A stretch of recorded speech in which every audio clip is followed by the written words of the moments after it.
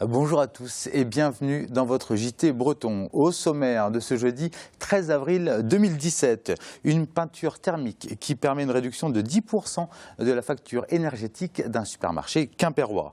À Saint-Brieuc, un tiers des cellules commerciales sont vides. Une banque bretonne apporte son aide pour redynamiser le centre-ville. Les chocolateries tournent à plein régime à quelques jours de Pâques.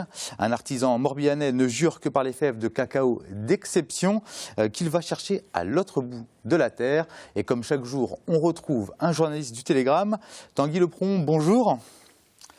Bonjour Christophe. Vous revenez aujourd'hui sur une campagne de communication de la région Bretagne. Oui, la campagne Passez à l'Ouest qui fait un sacré buzz sur les réseaux sociaux. Eh bien, écoutez Tanguy, on va en parler dans une poignée de secondes. Bienvenue à tous dans cette édition du jeudi 13 avril 2017. C'était prévu, mais le monde agricole vient de vivre une petite révolution. La FNSEA vient d'élire à sa tête la première femme de son histoire. Christiane Lambert, éleveuse de porcs dans le Maine-et-Loire, remplace Xavier Belin, céréalier, décédé brutalement le 19 février dernier. Une nomination qui devrait aller dans le sens des attentes des Bretons sur les questions liées à l'élevage, qu'il soit porcin ou bovin. Et dans le même temps, côté pêche, Olivier Lenezette, président du comité régional des pêches de Bretagne, briguait la tête du comité national. 3 candidats étaient en lice. Le président sortant, le méditerranéen Gérard Romiti, a été, lui, reconduit dans ses fonctions. Les toits sombres captent les calories du soleil. Un avantage pour chauffer l'intérieur des bâtiments, sauf quand la chaleur devient insupportable et qu'il faut refroidir. La note d'électricité monte alors comme le mercure du thermomètre. À Quimper, des entrepreneurs ont imaginé une solution simple pour éviter d'avoir à refroidir les bâtiments industriels. Après 2 ans de tests, ils commencent à commercialiser leurs produits un peu partout et Frédéric Lorenzo l'a constaté. Dans cet hypermarché de Quimper, les clients ne prêtent pas toujours attention à ce qui se passe au-dessus de leur tête. Et pourtant, c'est leur confort qui est en jeu. Pour comprendre, il faut monter sur ce toit.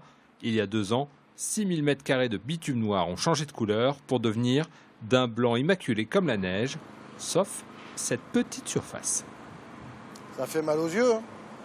Aujourd'hui, avec un peu de soleil, on se rend compte directement avec la main qu'on a une différence, là aujourd'hui, d'à peu près 20 degrés. Entre cette partie noire et la partie blanche. Par exemple, en plein été, on a eu des relevés à 75 degrés sur le noir. Ces toitures appelées cool roof, traduisées toits tempérés, sont obligatoires dans une vingtaine d'États aux États-Unis. Peu répandus en France et en Europe, ces toits blancs sont pourtant précieux pour le développement durable. À partir du mois d'avril, normalement sur un bâtiment comme celui-ci, on commence normalement à refroidir, si on a des journées ensoleillées, à partir de 11 h le matin jusqu'à peu près 16 h le soir. Puisqu'on a trop de calories qui rentrent de notre bâtiment. Par exemple, l'année dernière, où nous avons eu un été vraiment très chaud et très ensoleillé, l'ensemble des 4 groupes, parce que vous avez 4 gros groupes de refroidissement et de chauffage qui sont ici, n'ont démarré qu'une seule journée. La peinture mise au point à Quimper fait véritablement barrage aux calories et, plus surprenant, joue le rôle d'isolant pour les calories présentes à l'intérieur du bâtiment. Résultat, des économies d'énergie importantes. 40 degrés de différence se ressentent aussi là, magasin sous noir 31,4, magasin sous blanc 23,8. Le toit ici, 7000 m², ça représente 25 000 € de gain. Désormais forts de leurs résultats obtenus sur les 2 ans de mise en pratique à Quimper, les promoteurs quimpérois de Cool Roof prospectent les clients en France et en Europe. Une cellule commerciale sur 3 est vide en centre-ville de Saint-Brieuc. Un triste constat qui s'aggrave d'année en année. Face à ce problème, le Crédit Agricole des Côtes-d'Armor a lancé un dispositif inédit en France, les boutiques Starter. Et 2 ans après, c'est une réelle réussite. Reportage de Mathilde Kemener. Dans le centre-ville de Saint-Brieuc, les cellules commerciales continuent de se vider selon le journal des entreprises. Cela fait 7 ans qu'ils suivent l'évolution. Actuellement, un local sur 3 est inoccupé. Pour une ville de cette taille, c'est un triste record national. On va dire qu'il y a une sorte de spirale négative. Le fait que les cellules vides ne trouvent pas de preneurs, elles se dégradent avec des loyers qui restent toujours très élevés pour le centre-ville. Donc vous avez une sorte de spirale qui emmène loyer élevé, cellules qui se dégradent. Voilà, on a une offre commerciale qui ne donne pas envie d'investir. Alors le Crédit Agricole des Côtes d'Armor a pris l'initiative de proposer ces locaux vides refaits à neuf à des loyers 40% moins chers que les prix pratiqués.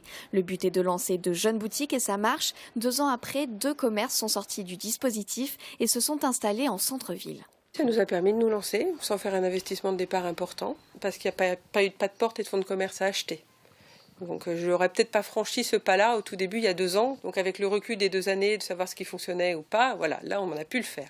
Un dispositif unique en France selon la banque et qui pourrait se multiplier dans d'autres villes. Beaucoup se posent des questions et je pense que l'initiative qui a été prise à Saint-Brieuc va sans doute faire des émules. Donc, en tout cas, on l'espère parce que c'est un petit ruisseau, certes, mais c'est un petit ruisseau qui peut redonner de l'optimisme et encourager des porteurs de projets à passer à l'acte.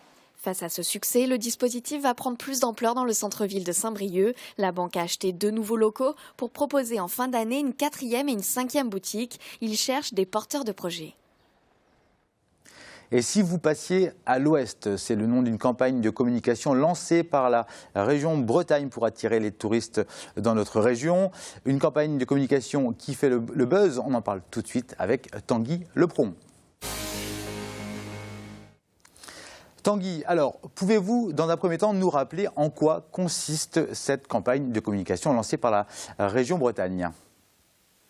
Cette campagne Passer à l'Ouest a été lancée pour annoncer la venue de la LGV le 2 juillet prochain. Comment ? Par des affiches, une campagne d'affiches massive dans les couloirs du métro, dans les rues de Paris. Ces affiches sont à rien décalées et humoristiques. Elles reprennent les tracas de la vie quotidienne parisienne en les adaptant à la Bretagne. Résultat, un très gros buzz sur les réseaux sociaux et des Bretons qui ont joué le jeu, puisqu'ils ont imaginé eux aussi qu'il s'agit de particuliers, d'entreprises, d'associations, leurs propres affiches en gardant toujours le même esprit. Alors, les élus du conseil régional siègent à Rennes. Vous leur proposez de délocaliser leurs séances pour venir un peu plus dans l'ouest de la région. Et oui, on a envie de leur dire à eux aussi, passer à l'ouest, c'est-à-dire que la Bretagne, ce n'est pas simplement Rennes. Il y a des salles ultramodernes qui peuvent les accueillir, tout ça à Saint-Brieuc, Lorient, Brest, Vannes. Il y a aussi un avantage à cette solution, c'est qu'une très grande majorité de Bretons pourraient ainsi découvrir les débats de la seule assemblée qui les représente. Et puis, pourquoi pas, ils pourraient vérifier aussi si la LGV apporte un réel gain de temps à l'ouest de Rennes. Alors Tanguy, est-ce une idée farfelue ? Non, parce que l'expérience a été tentée en novembre dernier en Bourgogne-Franche-Comté. Il y a eu une session délocalisée du conseil régional et son surcoût a été de 5 500 €. Autrement dit, une broutille par rapport aux millions d'euros qu'a coûté la campagne Passer à l'Ouest. Donc, on a envie de dire à nos élus, vous aussi, passez à l'Ouest. Merci Tanguy. Eh bien, écoutez, on va attendre peut-être une réaction des élus du conseil régional à cette proposition. À bientôt Tanguy. Pâques est l'une des périodes les plus intenses pour les fabricants de chocolat. Certains font le choix de travailler un cacao dit d'exception et c'est le cas de Marine Schmitt, installée dans le Morbihan.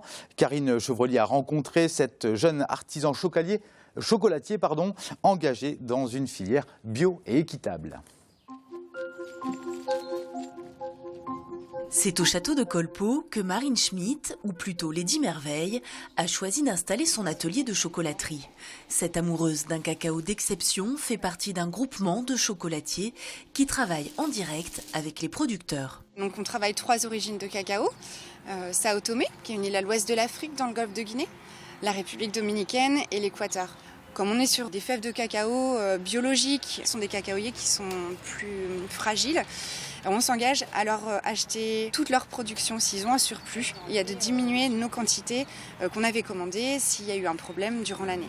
Bio et équitable, c'est sa marque de fabrique. L'été dernier, Marine est allée à la rencontre de producteurs en République dominicaine, une manière de créer du lien et prendre conscience de l'impact de sa démarche.